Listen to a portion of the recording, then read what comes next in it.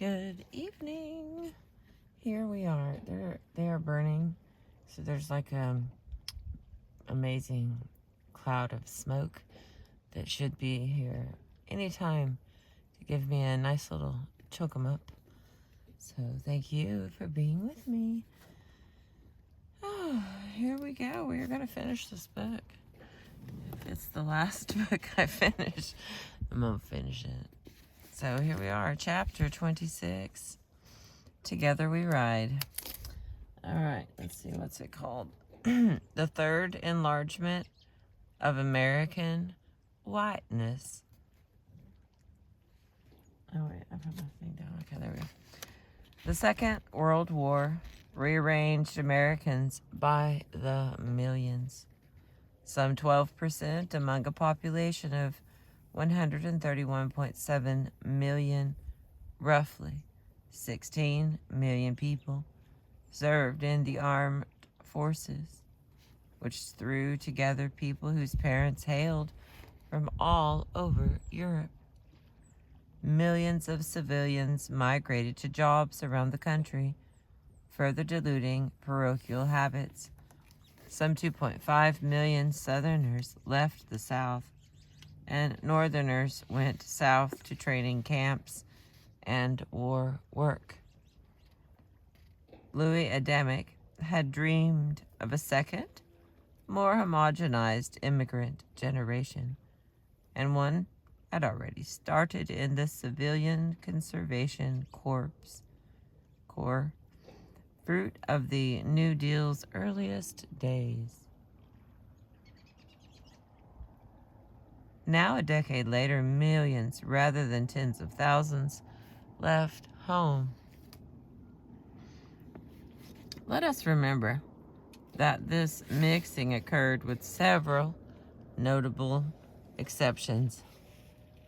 Black Americans, who numbered some 13.3 million in 1940, were of course largely excluded. Their time would come much later, and with revolutionary urgency, but also excluded were Asian Americans. Even so, other Americans, provided they qualified as white for federal purposes, experienced a revolution of their own.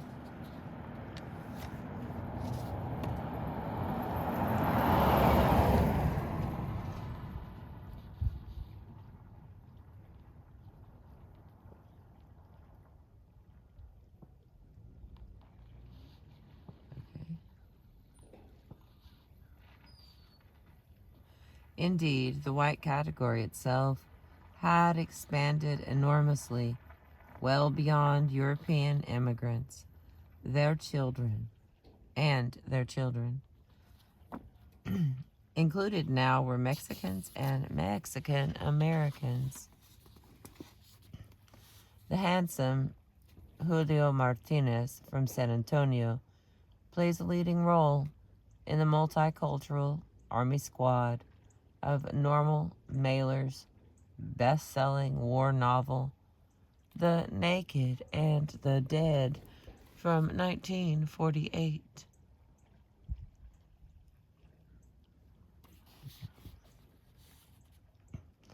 No bit player, Martinez, like Red Valson, the Swede from Montana, and Sam Croft, the Anglo-Saxon hunter from Texas, rates a chapter of his own.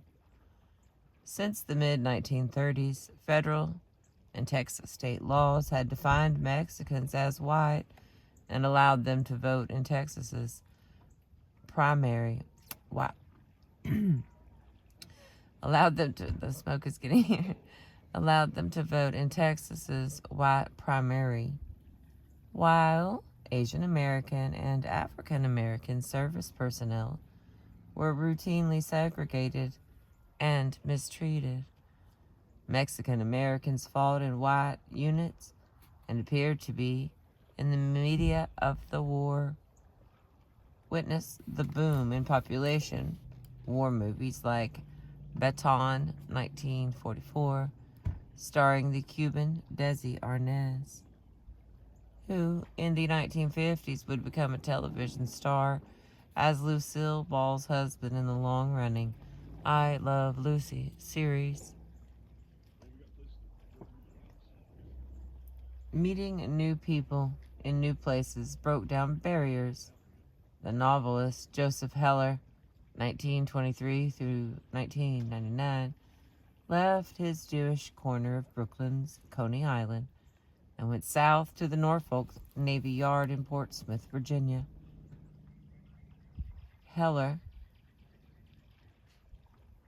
was not surprised to find that local whites studiously ignored their black fellow workers in the Navy Yard, but the uniform virulence with which Protestants regarded Catholics amazed him.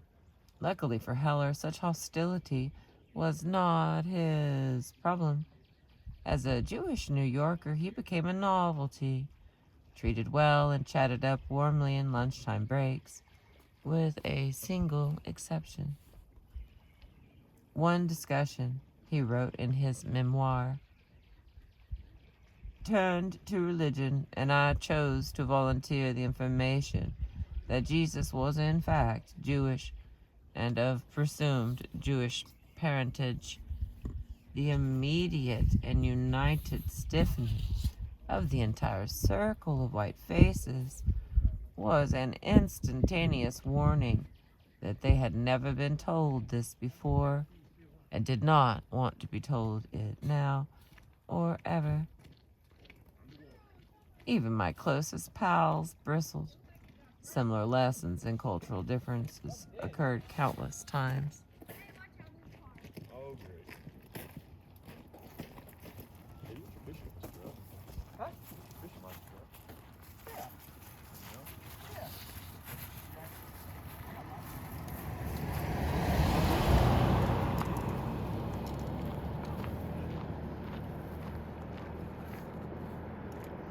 It was federal policy that supplied lessons in diversity, and federal policy also defined its limits by means of a rigidly enforced segregation that imprisoned 110,000 Japanese Americans and counted up fractions of Negro blood in order to separate black servicemen from white.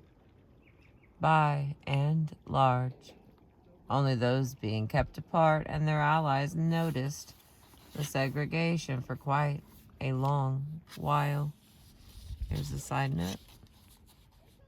Discrimination against African American airmen was a major theme of a little-noticed war novel from 1948.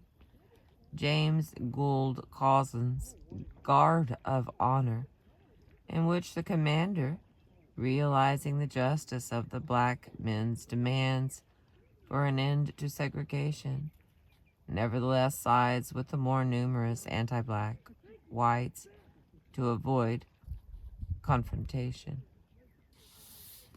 The loudest notes of wartime stressed inclusion, and the song of brotherhood echoed over the years. Excuse me.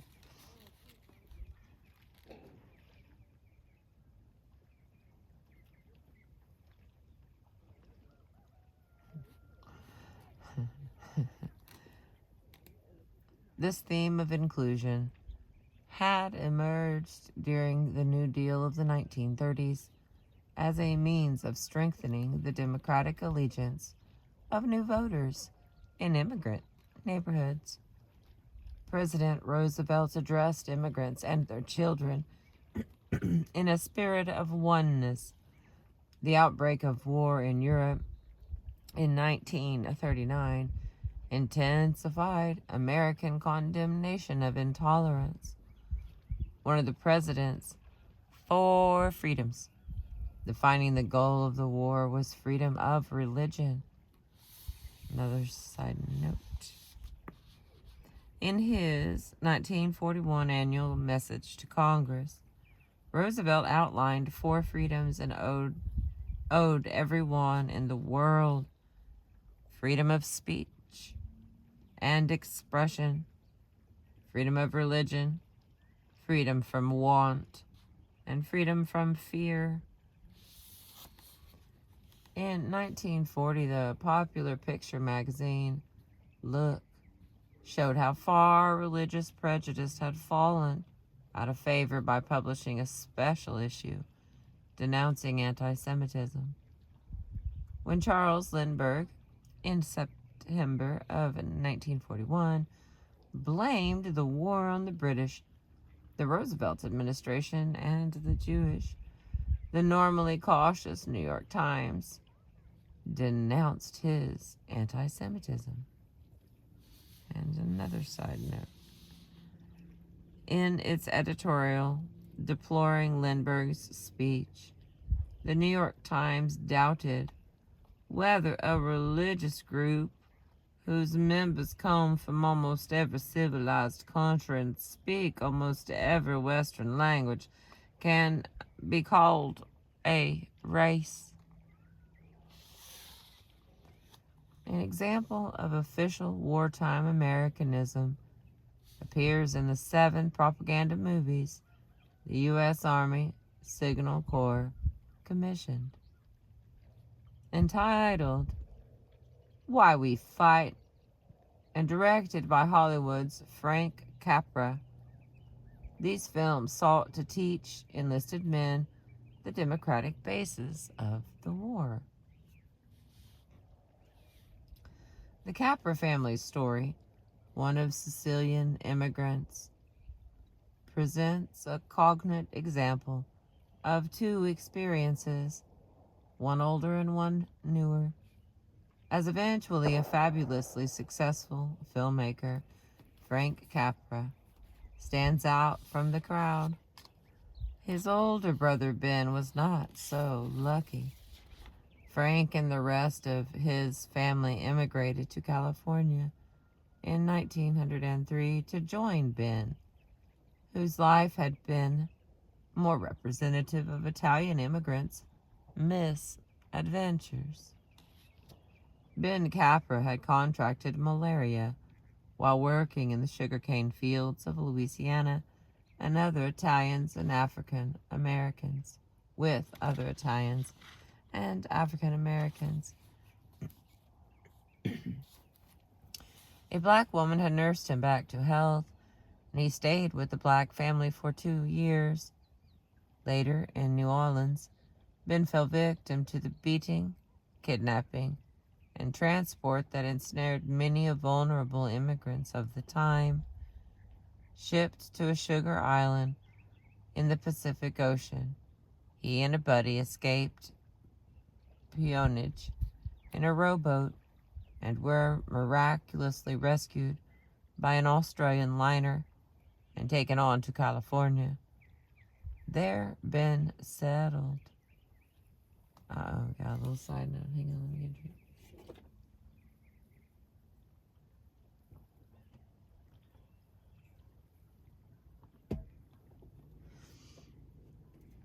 What's our first side note here? There, Ben settled. And there, Ben Capra fell out of history. The rest of his life is not known. Oh, wow.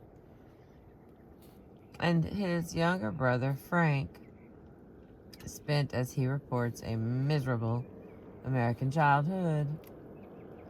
I hated being poor, hated being a peasant, hated being a scrounging news kid trapped in the sleazy city ghetto of Los Angeles. My family couldn't read or write. I wanted out, a quick out. The military offered a route of escape. Frank Capra served in the U.S. Army in the First World War and was naturalized a U.S. citizen in 1920. His extraordinary film career began in the 1930s, culminating in iconic films such as It Happened One Night, 1934, or Mr. Deeds Goes to Town, 1936, or You Can't Take It With You, 1938. And Mr. Smith Goes to Washington, 1939. In Mr. Deeds Goes to Town and Mr. Smith Goes to Washington, ordinary Americans defeat the nefarious forces of financial and political corruption, confirming the power of upstanding, small-town individuals. The good guys were always unquestionably Anglo-Saxon.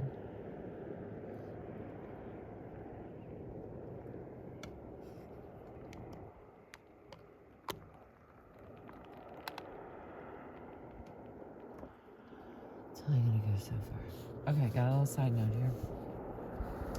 The good guys were always unquestionably Anglo-Saxon. Movie stars routinely changed their names or had them changed into something more Anglo-Saxon sounding, hence Kirk Douglas was born Usiordimski, Anne Bancroft, born Anna Maria Italiano, Rita Hayworth, born Margarita Cancino, George Burns, born Nathan Birnbaum, Alan Alda, born Alfonso de Abruzzo, and Fred Astaire, which was Frederick Austerlitz. Even scenes set in cities and on farms show exclusively Anglo-Saxon crowds forming an all-American Anglo-Saxon backdrop to the all-American Anglo-Saxon protagonists played by, say, Gary Cooper or Jimmy Stewart. Another note. Capra won an Academy Award, his second, for directing for Mr. Deeds Goes to Town, which was nominated for 3 other Academy Awards. Mr. Smith Goes to Washington was nominated for 11 Academy Awards and won for Best Screenplay. Capra also directed The Negro Soldier, intended to raise the morale of African Americans in the segregated U.S. Armed Forces. Omnipresent Nordicism characterized Hollywood feature films throughout the period. Even though most filmmakers, writers, directors, producers came from immigrant backgrounds, both Jewish and Catholic, Frank Capra screenwriters Robert Riskin and Sidney Buckman were Eastern European Jews. Buckman, a communist, would be blacklisted during the anti-communist 1950s. Not that the left would have offered Capra, Riskin, and Buckman ready examples of ethnic multiculturalism, for the Communist Party took its cues from the movies. Prominent communists in the United States routinely exchanged their European ethnic names for anodyne English-sounding ones. The Finnish-American Avro Hallberg became Gus Hall. The Jewish-American Solomon Israel Regenstrief became Johnny Gates. The Croatian Stjepan Mesaros became Steve Nelson. Dorothy Roseblum became Dorothy Ray Healy. Even the CP's worker iconically gave the American worker a Nordic face and a tall, muscular body. Popular literature also mirrored the movies, even as the war effort stirred diversity. A 1945 study of Columbia's Bureau of Applied Social Research found that stories published between 1937 and 1943 in magazines reaching 20 million readers, featured 889 characters, of whom 90.8% were Anglo-Saxon. The rare non-Anglo-Saxons were stereotyped as menial workers, gangsters, crooked fight promoters, and thieving nightclub owners, while Anglo-Saxons in central roles were honest and admirable, their superiority taken for granted. The advertising, seeping into every corner of American popular culture, beamed out smiling Nordics, free, beautiful, and desirable, with real American identity coded according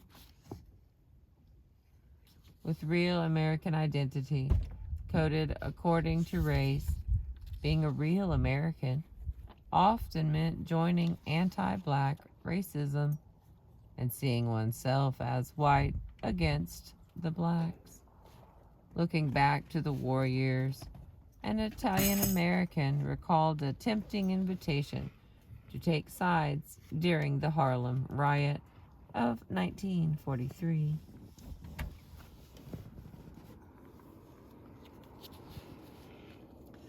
I remember standing on a corner. A guy would throw the door open and say, "Come on down." They were going to Harlem to get in the riot. They'd say, "Let's beat up some N-words." It was wonderful. It was new. The Italo-Americans stopped being Italio and started becoming Americans. We joined the group. Now we're like you guys, right? The temptation and the decision to succumb did not pass unnoticed. Malcolm X, spokesman of the Black Nationalist Nation of Islam, and Toni Morrison, a Nobel Prize laureate in literature, later noted that the first English word out of the mouths of European immigrants was frequently the N-word. Actually, Morrison said it was the second after okay. Too much of 1940s American culture stayed stuck in the racist 1920s.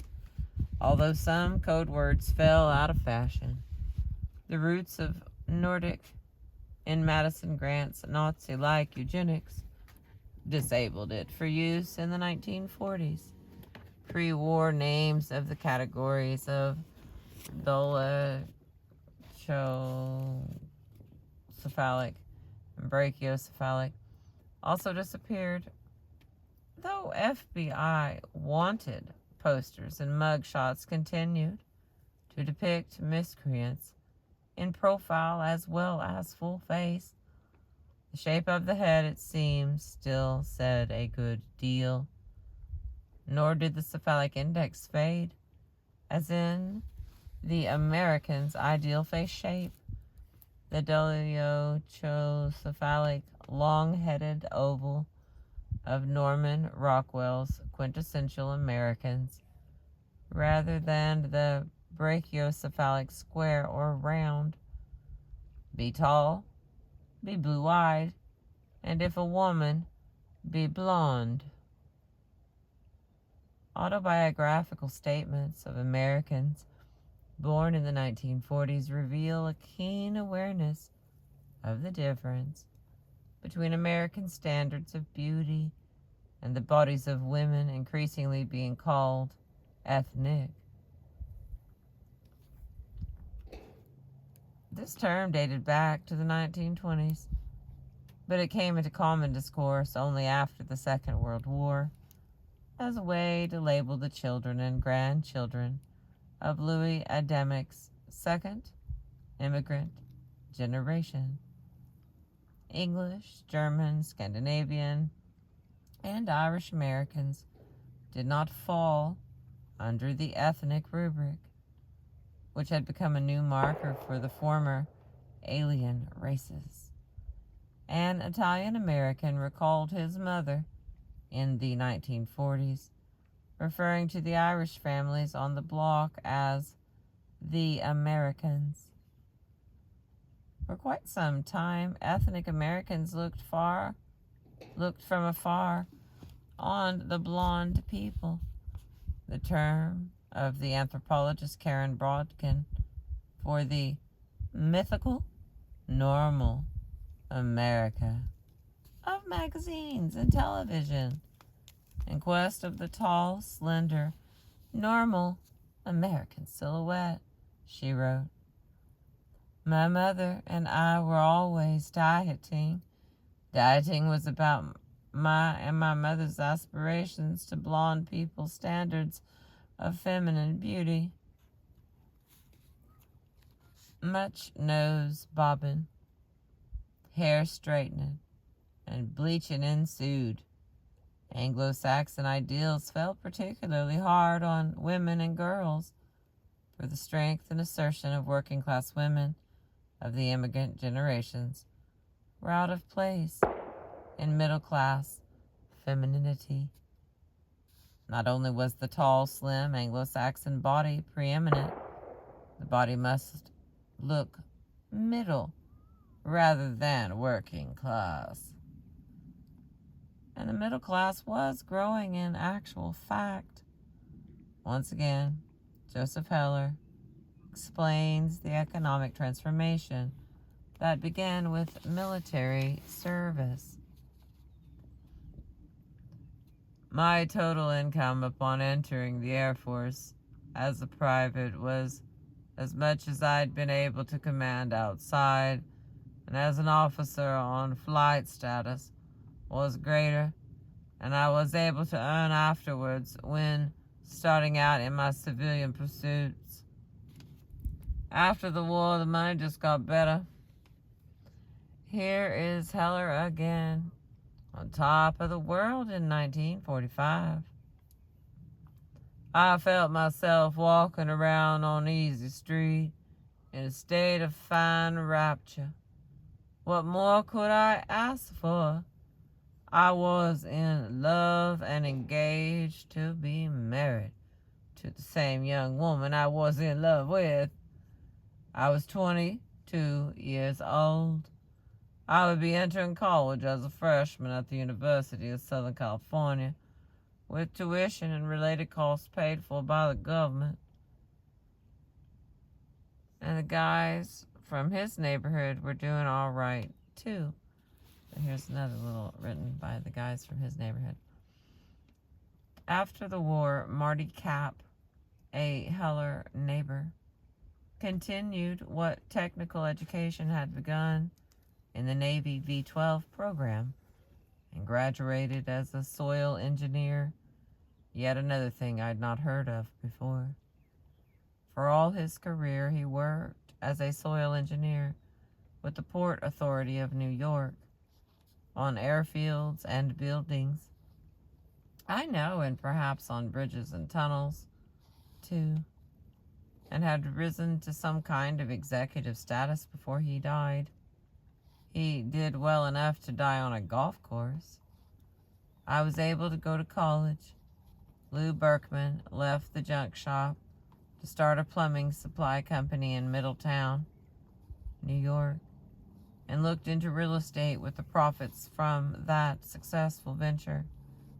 Cy Ostro, who was taught Russian in the service so that he could function as an interpreter, returned to college and, with pained resignation, saw realistically that he had no better alternatives than to study law.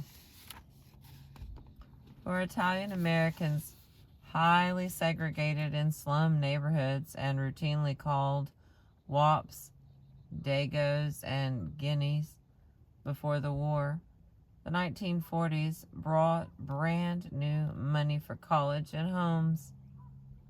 Before the war, Italian Americans had rarely achieved a higher education, but around 1940, their rates of college attendance quickly approached the national norm. Educational mobility led to economic mobility, which fostered political clout. Rhode Island, with its large proportions of Italian Americans, elected John Pastore, its first Italian American governor, in 1946.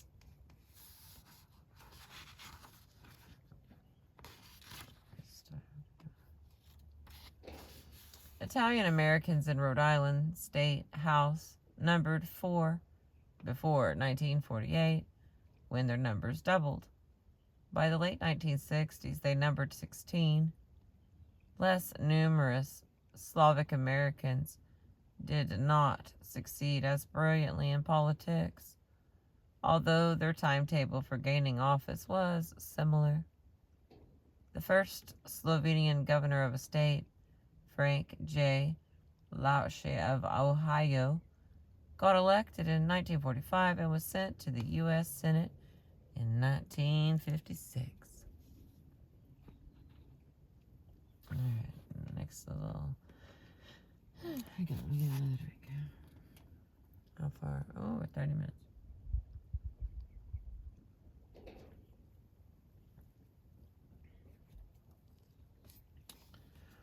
Post-war prosperity drove the motor of mobility, and federal spending fueled the economy, most obviously in the form of the Servicemen's Readjustment Act of 1944, commonly called the GI Bill of Rights, or simply the GI Bill. This multifaceted benefits program offered unemployment compensation, financing for education, and low-interest, fixed-rate, long-term loans for starting businesses and buying homes. Between 1944 and 1956, the GI Bill spent $14.5 billion to subsidize education for about half the veterans, some 7.8 million people, all told. Elite institutions were not always thrilled at the prospect of hordes of veterans invading their campuses. The president of the University of Chicago envisioned institutions like his converted into educational hobo jungles.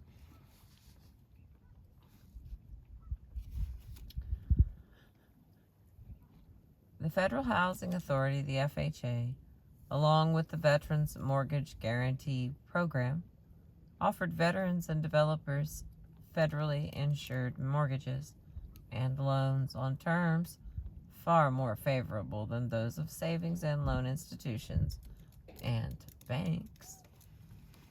The FHA and the Veterans Administration, the VA, required only 10% down, and their attractively low-cost rates were fixed for 30 years. People with modest incomes could pay for their homes over the long term, with no balloon payment at the end. Now, it was cheaper to buy than to rent in the cities.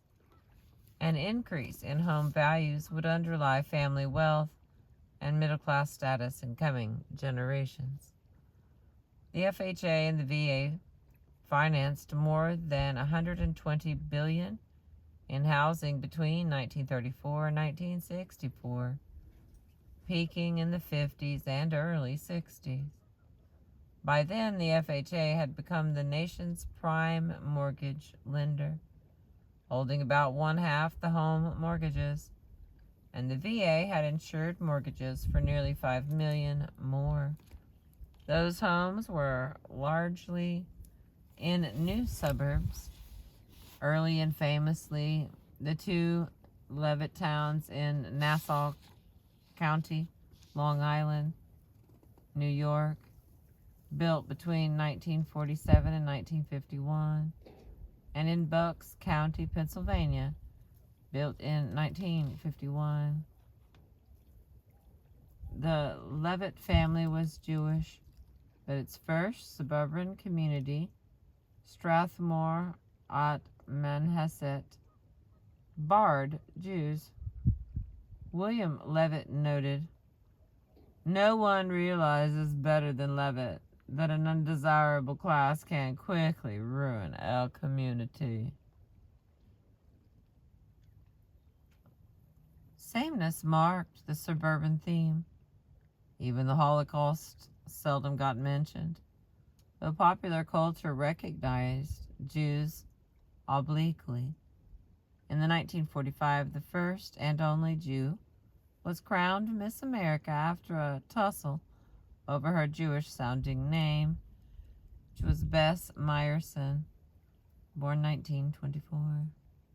The Miss America organizers had always preferred Mayflower girls and pressured Meyerson to change her name to something more 100% American. But Meyerson resisted the pressure and won the crown. Rule number 7 long required that Miss American contestants be of good health and of the white race. The first African American contestant was Cheryl Brown, Miss Iowa, in 1970. Success also came to Laura Z. Hobson, born 1900, lived to 1986, whose 1947 novel, Gentleman's Agreement, became a #1 bestseller and an Academy Award-winning movie starring Gregory Peck as the Gentile journalist who passes for a Jew in order to expose Americans' anti-Semitism. Biblical movies of the 1950s cast Gentiles as Jews. Charlton Heston, of English and Scottish descent, as Moses in the Ten Commandments, 1956. And Victor Mature, of Italian, Victor Maturi, of Italian and Swiss descent, as Samson in Samson and Delilah, 1950.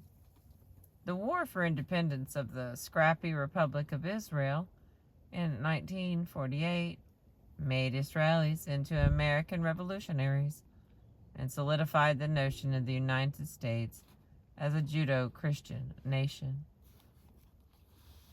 Still primarily working class, Italian Americans hovered longer on the fringes of American whiteness, longer than Jews.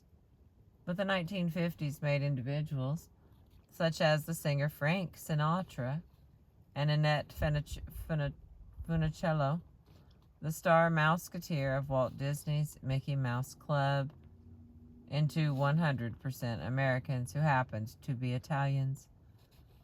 The simple and the welcome point of these blockbusting books, movies, and figures, the essential sameness of Protestant, Catholic, and Jew, in the phrase of Will Herberg's popular book, was a theme that played well into the post-war era.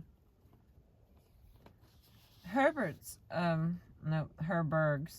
Protestant, Catholic, Jew, an essay in American Religious Sociology from 1955, does not include Black Protestantism as a constituent of American religion. In September of 1965, Herberg published an article in the National Review criticizing the civil rights movement for deliberately undermining the foundations of internal order in this country with their rabble-rousing demagoguery. Some pointed out, however, that sameness could appear as conformity, as a much less comforting idea. David Reisman, The Lonely Crowd, a study of the changing American character, written in 1950, and William W. Whitey's The Organization Man, from 1956, called attention to the enemy and conformity of the American of the post-war era on the best-selling scale. In its hardcover publication by Yale University Press, the subsequent paperback abridgments, The Lonely Crowd, sold more than 1 million copies. Never mind that it's American, white, northern, and middle class, excuse me, inhabited a constricted territory. Black Americans, poor Americans, and Southerners of any race appear only in passing as remnants of older traditions. To most Americans, these limitations seemed inconsequential. Reisman appeared on the cover of Time magazine, the first social scientist to receive this sign of national import. Jewish American writers, Philip Roth, most notably, chronicled the transit from the old city neighborhood into the suburbs as an American, not merely a Jewish tale.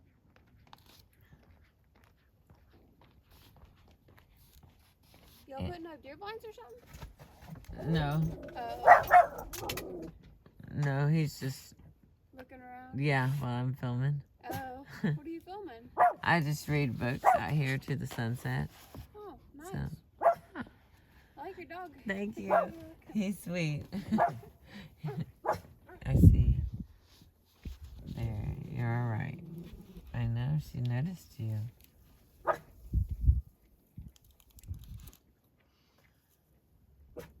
Okay, where was I? Here we are.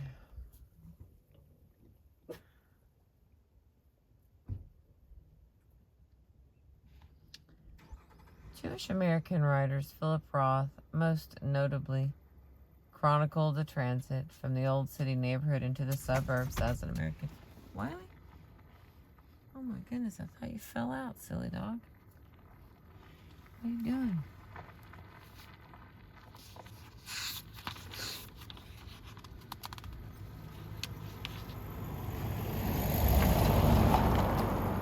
I have like 2 pages left and to be done with this chapter, if I can stay with it.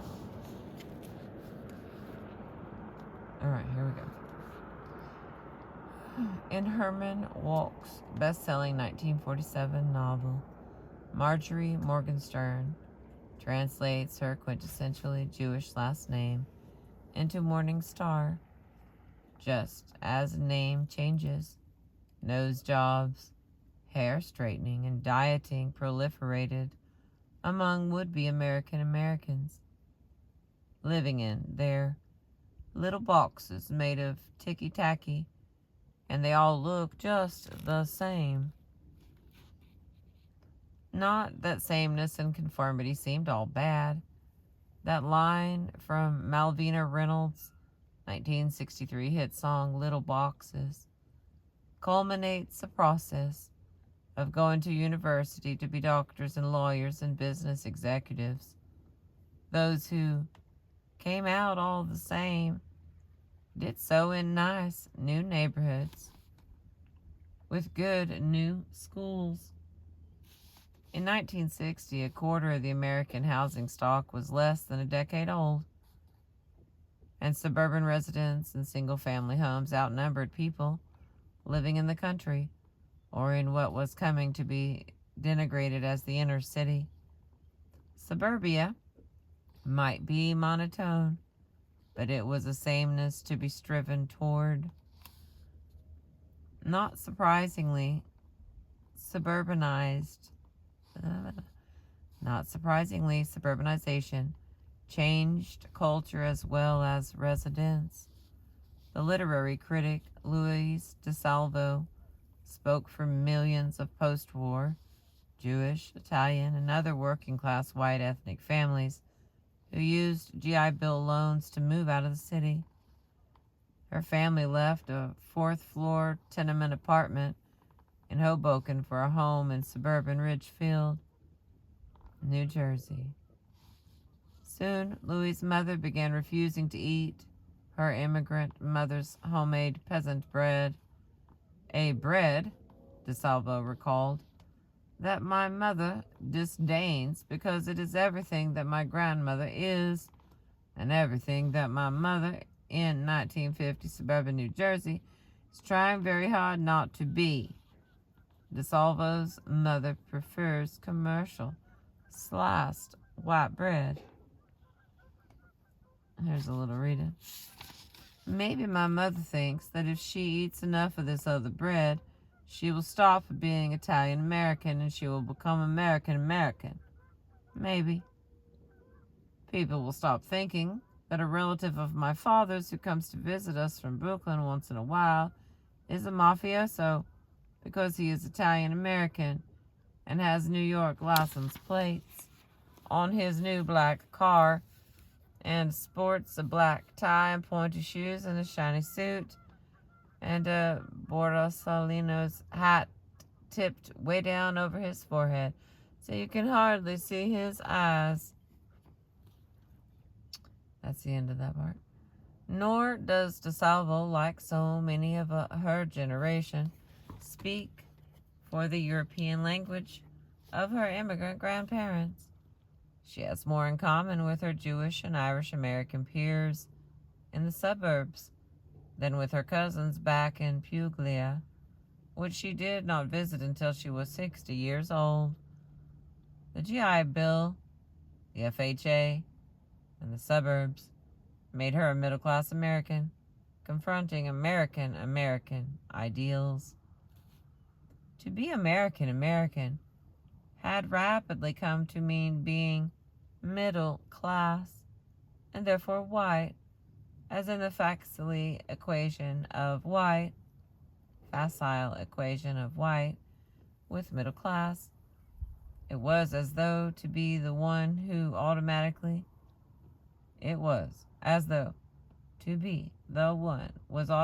to be the other. Such a conflation of class and race had popped right out of post-war politics, weakened organized labor, and led to dwindling visibility of the working class. Passed after a nationwide wave of strikes in 1946, the Taft-Hartley Act of 1947 severely curbed the power of organized labor by barring sympathy strikes, secondary boycotts, and mass picketing. These tactics had stood at the heart of the worker power in many a shop or industry. New employers had the whip hand, and union growth languished, prohibiting communists from working for unions. Taft-Hartley had also stripped organized labor of many dedicated rank-and-file organizers. To be pro-labor came to smell like being a communist, or at least a pinko. Dangerous charges during the 1950s post-war Red Scare. Even the very image of the working man came to seem old-timey as artists turned their backs on the worker as a theme. Painters invented non-figurative abstract expressionism in a reaction against socialist realism and shopped it around internationally as proof that American art had come of age. Noteworthy prosperity inaugurated a fat new American era that had generated its own mythology. In the twilight of their years, members of the GI Bill, FHA generation looked back on their economic success with a good deal of self-congratulation. One Leonard Giuliano presented his history of his people with determination and perseverance. The Italian was able to pull himself up by his own bootstraps. His greatest desire, of course, was for his children and his family to have a better life than he had left in Italy.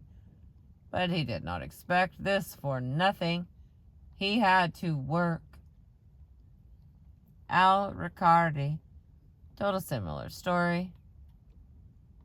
My people had a rough time too, but nobody gave us something.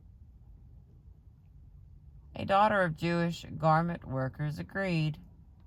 My grandparents were like Russian serfs, but we climbed our way out of poverty. We worked our way up. We were poor when we were growing up, but we were never on home relief. And our family still had closeness and warmth. Hard work, yes, but pushed along nicely by government assistance, rarely acknowledged in the aftermath.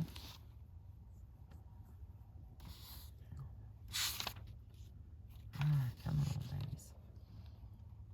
Were all boats lifted by the government's largesse, or I guess giving? No, they were not. Economic subsidies reached few African Americans, still segregated behind a veil, created and constantly mended in Washington. Those lovely new suburbs, creatures of FHA and VA mortgages, were for white people only. Federal policy made and kept them all white on purpose. As in the New Deal, post-war policies crafted by a Southern-dominated Congress were intended to bypass the very poor, which meant Southern blacks in particular. John Rankin of Mississippi chaired the Committee on World War Legislation in the House of Representatives. He made sure that the servicemen's bill included no anti-discrimination clause, and that every provision would be administered locally along Jim Crow lines. In 1940, 77% of black Americans lived in the South. They were leaving as fast as work opened up elsewhere. But 68% still remained in the South in 1950. A few aggressive blacks had pushed their way into GI programs, but local agents, invariably white, had obstructed the great mass.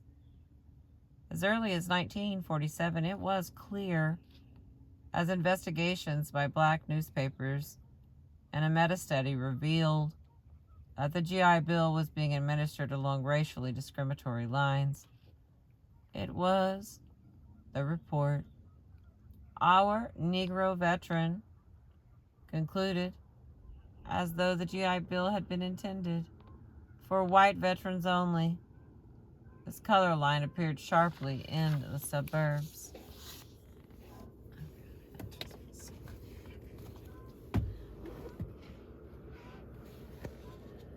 Alright, almost. I'll make it under an hour.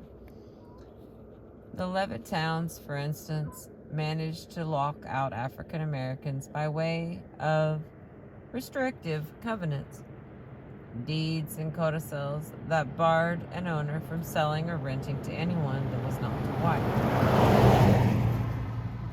Where the rare black buyer did succeed in purchasing a house, as in Levittown in Pennsylvania, neighbors resorted to violence.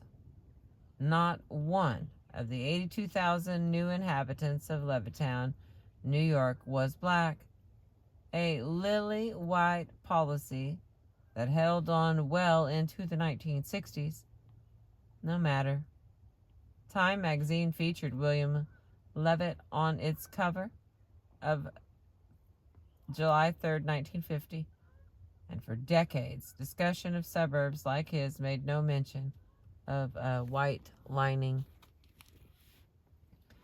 Not that the Levittowns of America had to persuade the VHA and the VA, the FHA and the VA, to look the other way. They had crafted federal policies advocating racial restrictions, precisely in order to preserve neighborhood stability and prevent Negro invasion. As a result, the inner city boroughs of New York City, for instance, received drastically less in housing subsidies than Nassau County on Long Island, where Levittown was located. Per capita, lending by the FHA for mortgages was 11 times higher on Long Island than in Brooklyn, and 60 times more than in the working class Bronx. This kind of federal funding inequity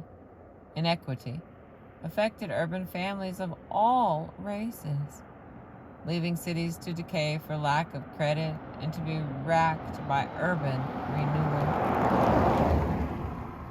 that demolished more housing than it created. Black families, prohibited from moving to the suburbs, had to stay behind. By the 1960s, America's deteriorating chocolate cities were ringed by fresh vanilla suburbs.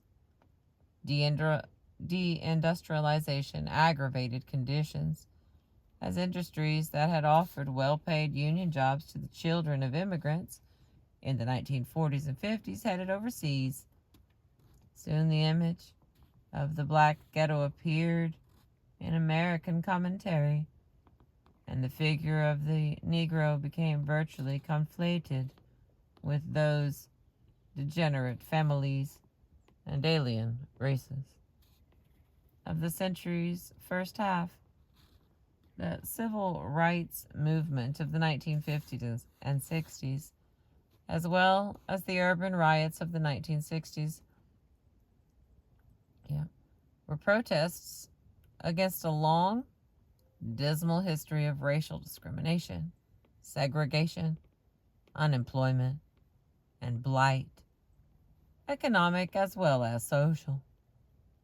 Looking on from afar, comfortable suburbanites saw little more than black people acting out, despite the 1968 Kerner Commission report, which laid it all out clearly and offered very worthy recommendations.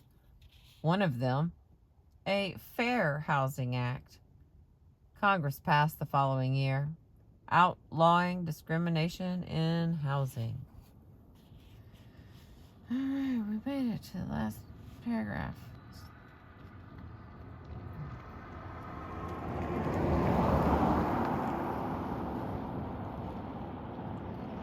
The Fair Housing Act had followed two landmark pieces of civil rights legislation, the Civil Rights Act of 1964 and the Voting Rights Act of 1965. These were products of a black civil rights movement that had gone unnoticed by most Americans since the First World War. The March on Washington movement of 1941 and the Second World War Double V campaign against fascism abroad and discrimination at home had pushed President Roosevelt into issuing Executive Order 8802, calling for fair employment practices. In 1948, President Truman appointed the Civil Rights Commission and ran for re-election on a platform including a civil rights plank.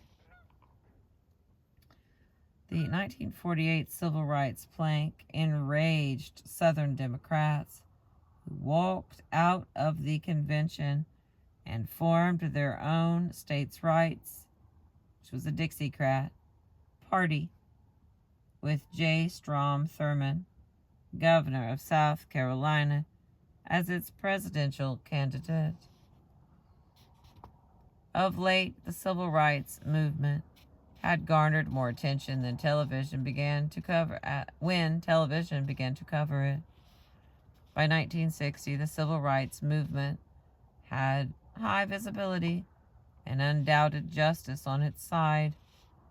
How could any American president leader of the free world, live with segregation and disenfranchisement. John F. Kennedy did not. Rather, he embraced the cause of black civil rights.